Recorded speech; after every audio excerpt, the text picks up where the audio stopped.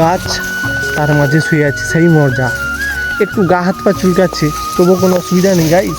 Hello guys, of course adventure চ্যানেলে নতুন আরও একটি ভিডিওতে তোমাদের স্বাগত জানাই।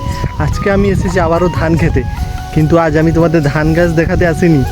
আজ আমি এই ধান গাছের ভিতরে শুয়ে থাকবো, কেননা গাইস এত গরম পড়েছে কি বলবো। দেখো, ধান গাছের ভিতরে শুয়ে থাকার মজাই আলাদা।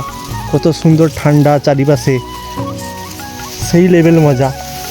এই দেখো সাইডে জলও আছে, দু সাইডে জল, আবার গাছ তার মাঝে শুয়ে আছে, সেই মজা।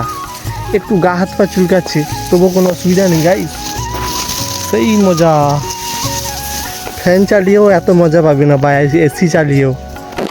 তোমরা কারা কারা ট্রাই করেছো অবশ্যই জানিও। এই দেখো গাইস, ধানও পেকে গেছে। কয়েকদিন আগে তোমাদের দেখেছিলাম ধান সবে বেরিয়েছিল। এই দেখো, ধান কাটার সময় হয়ে গেছে।